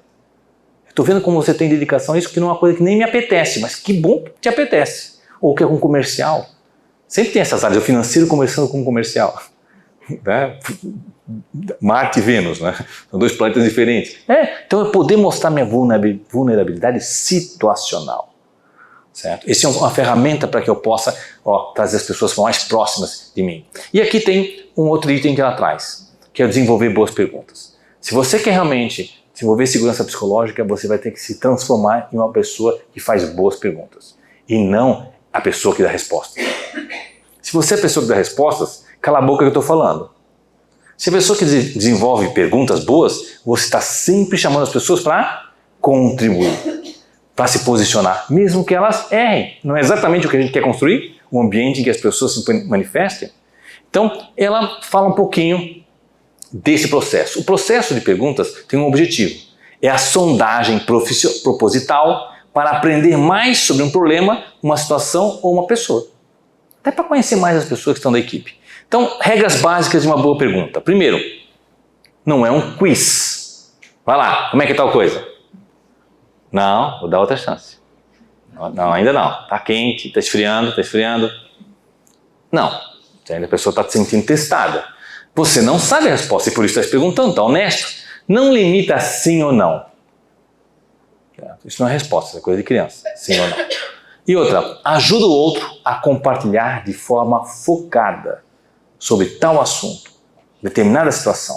Deixa eu trazer alguns exemplos aqui. Esses são atributos de uma pergunta poderosa para a gente começar a trabalhar. Tá vendo? Tem bastante coisa prática que a gente pode levar para o dia a dia. Tudo isso que eu vou colocar aqui, volto a dizer, os slides vão estar disponíveis para vocês, tá? Então, atributos de uma boa pergunta, segundo Edmondson. Primeiro, uma pergunta que gere curiosidade no ouvinte, que é você. Segundo, estimula uma conversa reflexiva, certo? Não é sim ou não, não é ou não é. É instigante, faz surgir hipóteses subjacentes, faz a pessoa no ato de falar, refletir e ter ideias que ela não teve antes. Por quê? Porque ela não tinha falado ainda. Vocês se pegaram nessa situação em que quando você está falando algo, no ato de falar, vem ideias na mente que não vieram antes? Então, exatamente, você está promovendo isso na tua equipe. Solicita criatividade e novas possibilidades, pensar fora do quadrado.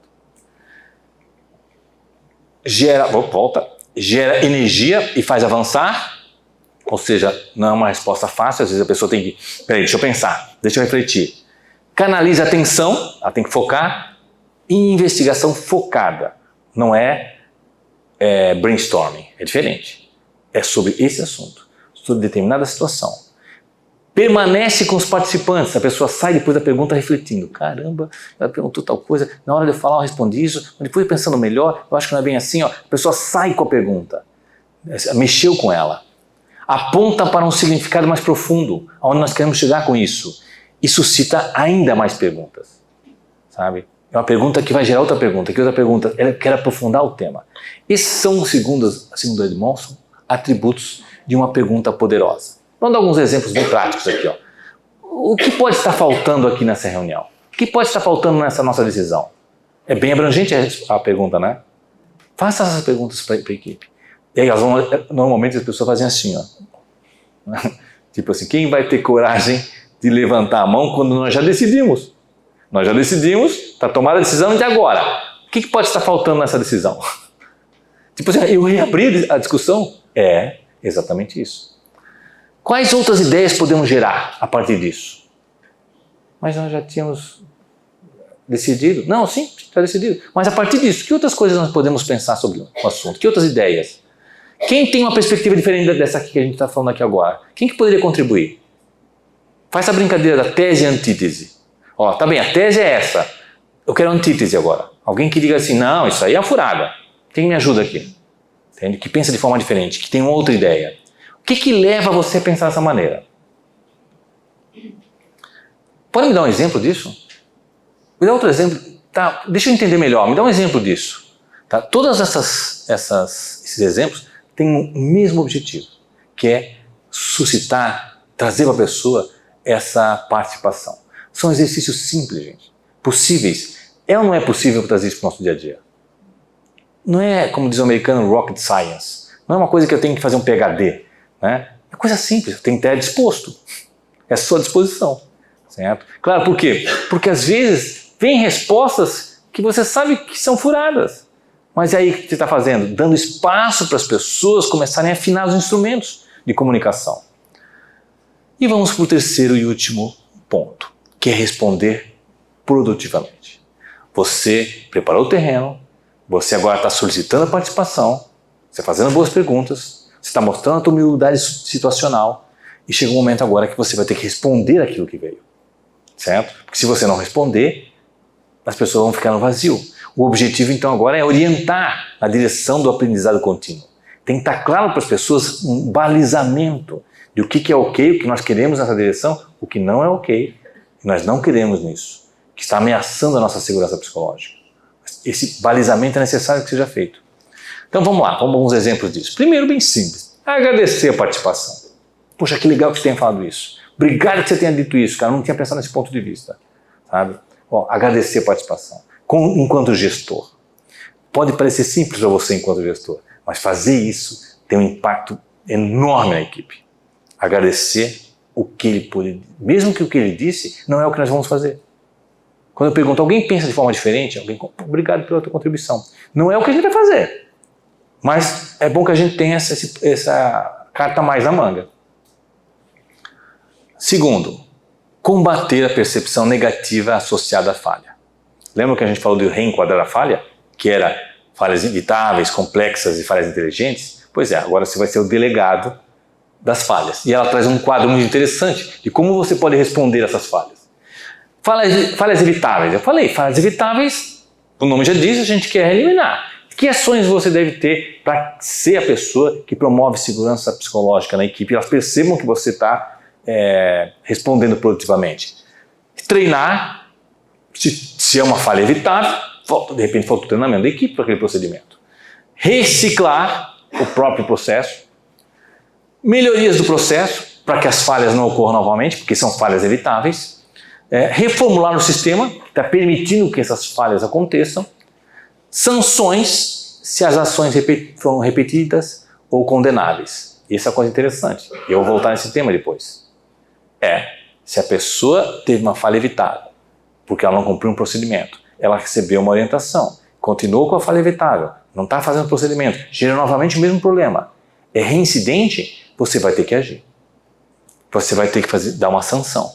Você vai ter que comunicar abertamente que isso é uma falha evitável. E vai ter que ter uma consequência disso. Faz sentido? E eu vou voltar nesse tema, que pode não ser simples, pode não ser fácil. Ele é simples sim, mas não é fácil.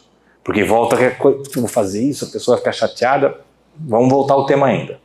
Com falhas complexas, sugestões para atitudes produtivas em relação às falhas complexas. Análise, que são falhas complexas, lembra? Advinda de situações que a gente não imaginava. Análise da falha de diversas perspectivas. Essa é uma oportunidade de conversar com a equipe. O que aconteceu? Vão entender mais o processo. E eles sentirem que são ouvidos nesse processo. A identificação dos fatores de risco, que antes a gente não tinha noção, e de como tratá-los, e literalmente melhorias do sistema. Por quê? Porque são situações que são, e às vezes vão entender que são situações que acontecem a cada ano bissexto. Não vale a pena a gente ter backup para isso. Vai acontecer, são falhas complexas que não tem como a gente ter backup para tudo. Não tem como ter alguém naquele mesmo horário, ou duas pessoas, não tem, cara, já tinha uma pessoa.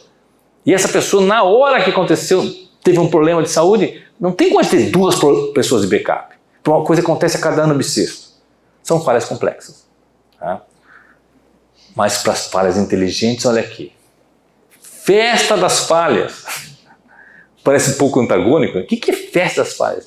O que a gente fez no semestre passado? O que a gente fez no ano passado que não deu certo, mas que a gente aprendeu muito e nós temos que festejar porque aprendemos muito.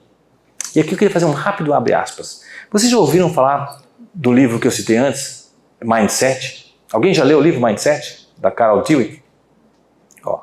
Então é o seguinte, eu até vou botar, eu tenho uma versão em PDF desse livro, eu vou botar lá no ambiente para vocês, vou botar lá naquele mesmo QR Code. Essa é uma leitura obrigatória, gente. É facinho de ler o livro.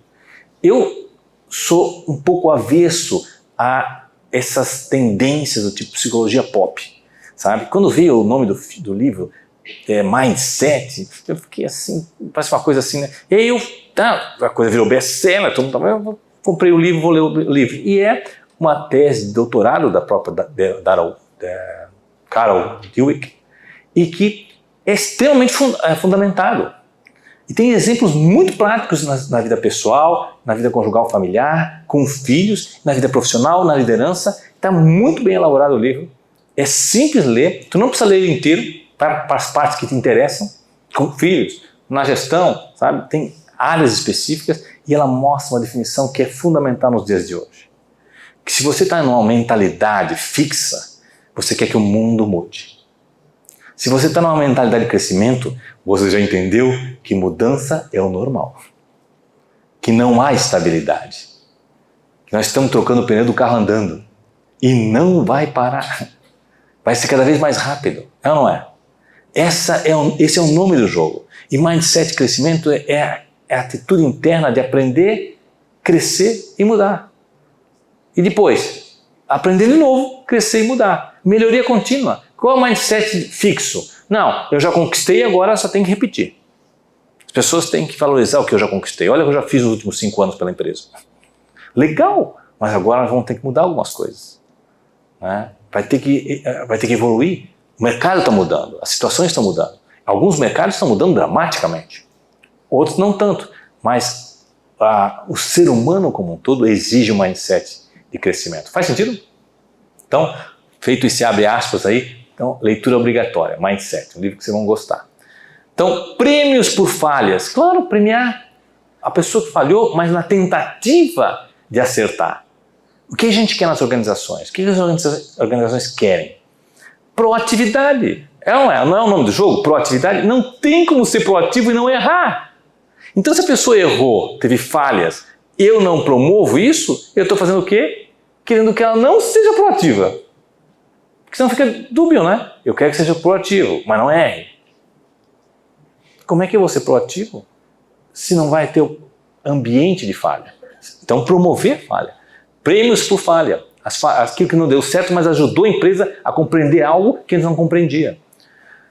Análises mais profundas dos resultados para descobrir consequências, troca de ideias e novas hipóteses e projetar os próximos passos para experimentos adicionais. Que é exatamente o que a gente está fazendo com o SDR. Vamos projetar os próximos passos para a gente evoluir nesse processo. Tem até uma historinha que é do indivíduo que está perdido na mata há 5 anos. 5 anos perdido na mata, procurando como sair daquela mata e não consegue. 5 anos perdido. Depois de 5 anos, ainda procurando a saída, ele encontra uma pessoa. Meu Deus, que bom que eu te encontrei. Eu estou 5 anos perdido nessa mata, né, sem encontrar a saída daqui. E o indivíduo, eu estou 10. Né?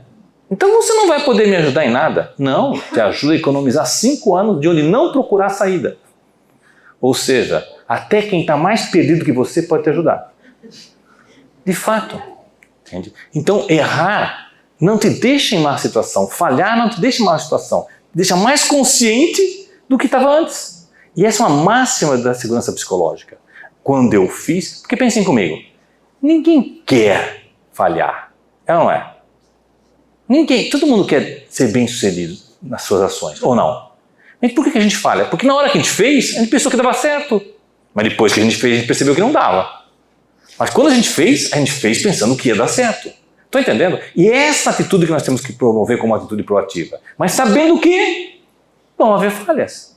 E essas falhas nós temos que enquadrá-las como falhas desejáveis, falhas inteligentes e promovê-las. Porque elas fazem parte do aprendizado. Se não fossem por elas, nós não chegaríamos onde chegamos. Não tem como pular direto. Certo? Até tem, mas custa caro. Né? É comprar esse know-how de alguém. Vai sair caro, sem dúvida. Até aí tudo bem? Como é que nós estamos no tempo? Deixa eu ver aqui. Bom, também, tem mais uns minutinhos. Em resumo, Ah não, ainda faltam as características. Então, falamos de combater percepção negativa associada à falha. E o último, que é um tema belicoso, que é a sancionação, a sancionar violações claras. Em outras palavras, você fazer uma ação formal de advertência. E olha o que Edmondson traz para a gente sobre dar uma advertência quando a pessoa tem um erro recorrente, uma falha que é indesejada. Certo? Olha o que ela fala. Uma resposta dura é produtiva, porque deixa as pessoas saberem que a instituição é séria em relação às suas políticas e valores, o que molda comportamentos futuros e porque constitui uma resposta justa a uma violação declarada. A pessoa sabe que esse é um procedimento importante. Ela errou 3 vezes. Ela precisa receber uma sanção clara, direta. E todos têm que perceber que isso é sério para a empresa. E isso também faz parte de um ambiente de segurança psicológica. Limites claros. Pense comigo.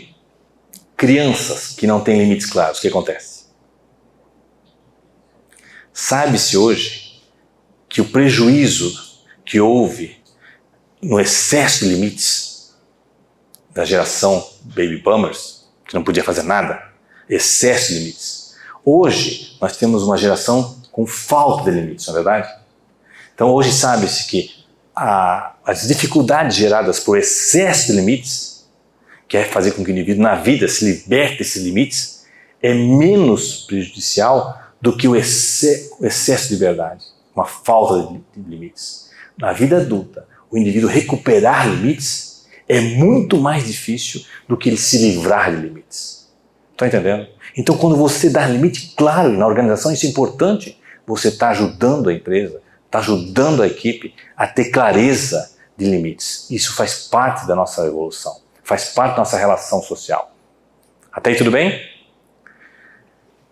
Então, vamos agora para o resumo final. Vimos que o primeiro momento era praticamente alinhar tecnologias, certo? Eu dei vários exemplos de como a gente pode alinhar as terminologias. O segundo momento, você vai estar trabalhando contra a força gravitacional do silêncio, e vai estar promovendo o quê? Que as pessoas sintam que a discussão e a voz na discussão é bem-vinda. E o terceiro momento você vai orientar na direção do aprendizado contínuo, dando limites claros, posicionamentos claros, o que a gente quer mais e o que a gente quer menos. E aí que precisa de você, precisa esse balizador, você vai ser esse balizador. Esses são, segundo Edmondson, os 3 principais momentos para que você implante no seu dia a dia um ambiente de segurança psicológica. Tá? Então com isso, completo aqui as bases da segurança psicológica.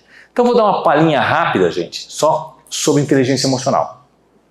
Nesses últimos minutos. O Fórum Mundial de Economia coloca a inteligência emocional entre uma das 5 principais soft skills desejáveis para os profissionais até 2025. Vocês já devem ter ouvido falar sobre isso. Inteligência emocional está em tudo quanto é canto. Né? Como diz um amigo meu, abre um bueiro, tem lá um post chama inteligência emocional. Né? Claro, por quê? Por que inteligência emocional virou a bola da vez? É modismo? Não. A culpa disso é desse cidadão aqui, ó, Dr. Antônio Damasio. Esse neurocientista português, que é um dos neurocientistas mais famosos hoje no mundo, ele descobriu que todo comportamento estável só é estável porque tem uma emoção que sustente. Como é que esse cara descobriu isso? Ele tinha pacientes que tinham lesão no cérebro na área de memória de curto prazo. Um grupo de pessoas, os seus pacientes, tinha lesões na memória de curto prazo. O que é memória de curto prazo? O cara não lembra os últimos 30 minutos. Mas ele lembra o nome dele, lembra que ele é casado, sabe a casa dele, sabe a sua atividade, sabe dirigir. Mas tu conversa com ele, sai da sala, volta 30 minutos depois, ele não lembra de você e nem do que falou. Nesse grupo de pessoas que tinham lesão na memória de curto prazo, também ele encontrou algumas pessoas que, além dessa lesão, tinham uma segunda lesão que era na intersecção no cérebro, nas áreas que correspondem entre emoção e razão. São várias dessas áreas. Esses pacientes tinham lesão também em algumas dessas áreas. Todos tinham lesão na memória de curto prazo, mas alguns deles tinham lesão também nas intersecções entre razão e emoção. E ele começou a fazer uma experiência, que é chegar para essas pessoas e perguntar: se te dessem o troco errado no restaurante, dinheiro a mais, você faria o quê? Aquelas pessoas que tinham, na verdade todos tinham lesão de curto prazo, né? Elas respondiam: olha, Por exemplo, eu devolveria o dinheiro, não é meu? Beleza, ele saía, 30 minutos depois ele voltava com a mesma pergunta. A pessoa não lembrava dele e nem da pergunta. Se te desse um dinheiro a mais no troco, você devolveria? Olha, não vejo por que não devolver. E assim continuava. A pessoa é coerente. Ela voltava a responder a mesma coisa, às vezes com outras palavras. É verdade. Por que não devolveria? O dinheiro não é meu. Poxa, o trabalho é do indivíduo. Argumentava de uma maneira ou de outra, mas era coerente na direção. Ok? Mesmo não lembrando do que ele tinha falado. E nem da pessoa. Já aqueles pacientes que tinham lesão na intersecção de razão e emoção, tinham um comportamento errático. Na primeira resposta, claro, eu devolveria. Não é meu dinheiro, por que não devolver? Na segunda resposta, depende de como ele me atendeu. Na terceira resposta, depende do valor. Se é um valor melhor, de repente é meu dia de sorte. Na quarta resposta, claro, devolveria. Na quinta, não. Cada vez é uma resposta diferente. E ele comprovou que uma das funções das emoções em nosso cérebro é sustentar pontos de vista e, consequentemente, comportamentos que são estáveis. O que são comportamentos estáveis? Traços pelos quais nós somos conhecidos. Fulano é extrovertido. Fulano é mais calado. Fulano está cheio de ideias. Fulano é elétrico. Esses traços comportamentais estáveis, traços esses pelos quais nós somos conhecidos, só existem porque nós temos emoções que sustentam elas. E quando ele comprovou isso, o tema inteligência emocional, que já vem do Goleman de alguns anos, começou a vir à tona. Por quê? Porque o que a gente quer nas organizações? Comportamentos estáveis. A gente treina as pessoas para terem comportamentos. E agora sabe-se que elas só vão ter comportamentos estáveis se houver uma emoção que sustente ela. Se não tem, a pessoa faz na tua frente. Quando você sai, ela faz de forma diferente. Ou ela faz segunda, faz terça, faz quarta, quinta e sexta, seja o que Deus quiser. Conhece pessoas assim? Conhece pessoas assim que você diz, não é assim. Tá, desculpa aí. Aí ela melhora mais 3 dias e faz de novo o mesmo erro. Aí fala, pô, eu te falei que não é assim. É mesmo, verdade. E aí mais 3 dias ela acerta. Ela é lesada? Não. Hoje o que se entende? Essa pessoa não tem uma emoção que sustente esse comportamento. Vou dar um exemplo. Ser organizado. Vocês conhecem pessoas que acordam organizados. Que até o pijama está até passado quando ele acorda. Que essas pessoas pensam no formato planilha, como eu já falei antes. Elas têm um vínculo emocional com a ordem, certo? Mas vocês conhecem pessoas que na segunda-feira começam a se organizar. Terça, a coisa periga. Quarta tem uma queda, leva uma bronca na quinta, opa!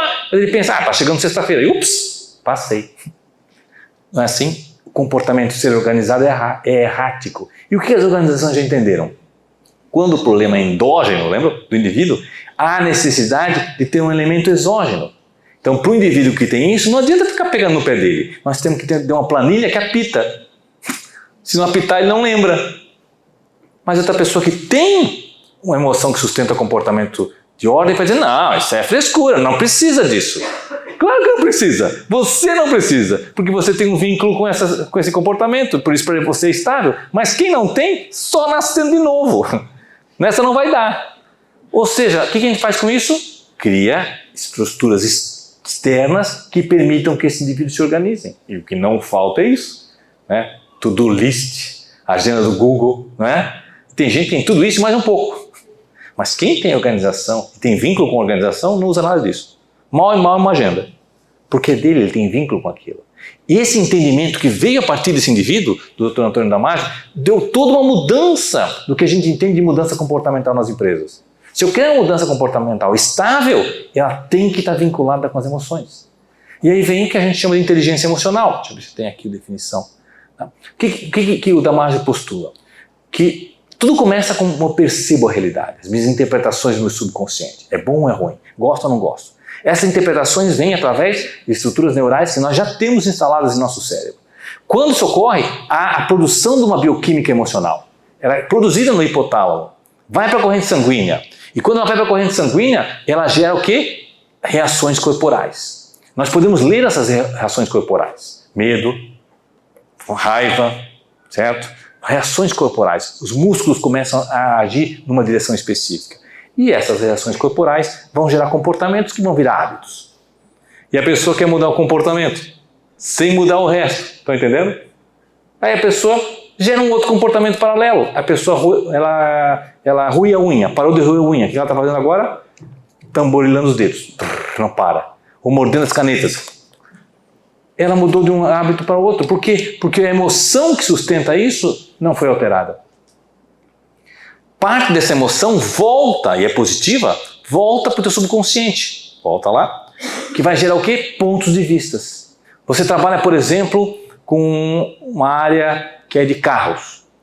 Então você tem facilmente olhar lá para fora e ver qualidades positivas e negativas nos carros. Você trabalha com moda, a pessoa que trabalha com moda, rapidamente, opa, essa aqui é uma peça nossa lá da empresa tal, opa, essa aqui tem um erro na peça. Como é que você sabe que tem um erro? Não, porque eu conheço. Você desenvolveu um olho clínico, claro que você desenvolveu um ponto de vista, um vínculo com aquele ponto de vista, desenvolveu um comportamento emocional com aquilo.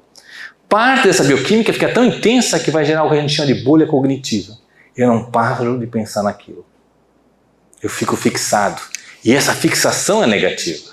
E nós temos que entender, em termos de desenvolvimento de inteligência emocional, o que é emoção positiva, que constrói pontos de vista e sustenta comportamentos estáveis, que é o que o Damasio cita, mas o que também são emoções excessivas, que fazem com que a gente fique numa bolha cognitiva. Sobre as negativas, a gente já conhece. Tá? Aqui é a definição que o Goleman traz, né, de inteligência emocional, que é identificar e lidar construtivamente com as emoções e sentimentos pessoais e de outros. As negativas a gente conhece, ó. A ferramenta do Enneagrama, por exemplo, é a melhor ferramenta que eu conheço para definição de emoções negativas. Não tem nenhuma. A ciência trabalha com 5, o Enneagrama trabalha com 9. Sabe? É muito específico. E a ciência que trabalha com 5, 2 delas são sensações, que é tristeza e alegria. Só sobrou 3. A gente trabalha com o Enneagrama com 9 emoções. E comportamentos específicos que cada emoção sustenta. Exatamente o que Antônio Damasio comprovou. Que esse comportamento estável vem de uma emoção. Mas o que faltava para a gente? Uma nomenclatura de emoções positivas. E há 15 anos atrás eu desenvolvi um mapa de nomenclatura das emoções positivas. Aquilo que a gente quer mais. A gente quer ímpeto. E vai gerar o quê? Um comportamento de superar desafios. A gente quer tolerância. Que vai gerar o quê? Essa capacidade de ser mais inclusivo, um comportamento inclusivo. A gente quer persistência. Que vai fazer com que eu comece, tenha começo, meio e fim. Mas deixa assim, ninguém viu. Não estou fazendo para os outros. Estou fazendo para mim. Certo? Vai sustentar isso. Emoção sustenta comportamento. E essa compreensão que veio da ciência é o que fez com que inteligência emocional virasse a bola da vez. Promover dentro das organizações inteligência emocional é entender que comportamento que a gente quer só vai ocorrer de forma estável se houver uma emoção que sustente. Então o que eu tenho que fazer? Identificar quais são o rol de emoções que a pessoa tem e ver como ela desenvolveria a função com aquelas emoções. Porque se ela tem que ter outras emoções, aí você quer que a pessoa mude, que ela seja outra pessoa. E se a tua estratégia com as pessoas tem a ver com elas evoluírem e mudar, a tua estratégia é falha. Ela é frágil e ficou dependente dos outros. Mas que é uma estratégia que seja sustentável e independente, baseada nos recursos que as pessoas têm. A cabeça está assim, né? Mas quando você for rever o material que está lá esperando para você, você vai ver que tem um passo a passo. Está tudo lá montadinho. Primeiro passo, terminologia. Segundo passo, né, suscitar das pessoas a participação. Terceiro passo, você ter uma resposta produtiva a essa participação. E isso você cria um clima organizacional onde segurança psicológica começa a fazer parte. E você começa a usufruir dos frutos da segurança psicológica, que é o quê? As pessoas terem iniciativa e serem proativas e engajadas. Gente, espero que eu tenha botado um monte de pulga atrás da orelha de vocês, né? E que esse grupo que vocês entraram aqui através do WhatsApp, vocês quiserem depois mandarem perguntas no particular para mim, terei o maior prazer, inclusive, em responder essas perguntas. Nós estaremos aqui em Criciúma, aqui na SIC, no dia 22, 23 de junho, né? Eu vou botar também nesse grupo do WhatsApp que tem ali para vocês um curso de inteligência emocional na gestão de pessoas, usando o Enneagrama. Quem tiver curiosidade de aprofundar o assunto é uma oportunidade, vai ser o único do ano, tá? Então é também uma oportunidade. E os demais, tem bastante conteúdo aí para a gente se abraçar e começar a ser um agente de transformação na vida das pessoas. Até uma próxima!